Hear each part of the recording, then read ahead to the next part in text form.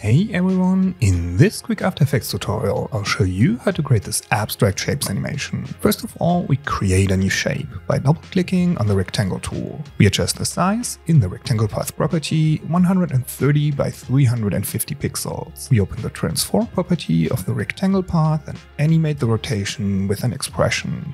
Time *100. We create a new shape using the rectangle tool again.